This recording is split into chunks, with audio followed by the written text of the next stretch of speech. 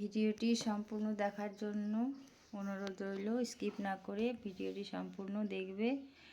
এটা হচ্ছে একটা হ্যান্ডব্যাগ, মানে প্লাস্টিকেরই ব্যাগটা কিন্তু ছেঁড়া পাট্টা, কিন্তু এর মধ্যে যে জিনিসপত্রগুলো আছে সেগুলো অমূল্য। এই যে দেখো কি কি আছে।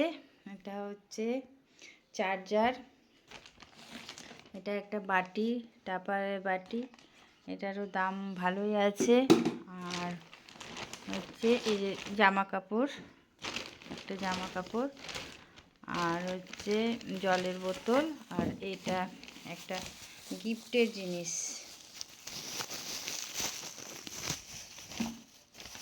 খুলে দাও তো। তোমরা বলতেই পারো যে এটা আবার দেখানোর কি আছে। এটা দেখানোর এটাই গুরুত্ব আছে যে এই ব্যাগটা আমি হচ্ছে ট্রেনে নেমে গেছিলাম, ট্রেনে একদম রেখে দিয়ে নেমে পড়েছি। মনে পড়েছে প্রায় ওই আধ ঘন্টা, অনেকগুলো স্টেশন ট্রেনটা চলে গেছে, তারপরে মনে পড়েছে যে আমি ব্যাগটা ছেড়ে চলে এসেছি।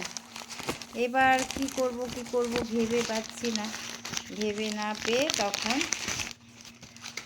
চলে গেলাম স্টেশনে।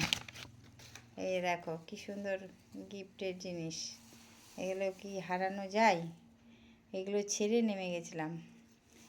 এবার চলে গেলাম স্টেশনে, স্টেশন মাস্টারকে বললাম, স্টেশন মাস্টার আর সব রেল কর্মীদের সহায়তায় অবশেষে এই ব্যাগটি উদ্ধার হলো। এই জন্যই আমি এটা ভিডিও করলাম। অবশ্যই এটা দেখানোর মতো জিনিস, যে ট্রেনে ব্যাগ ছাড়া পড়লেও যে পাওয়া যায়, মানে মানুষ যদি চায় কি না করতে পারে, সেটাই মানে দেখার বিষয়। ধন্যবাদ।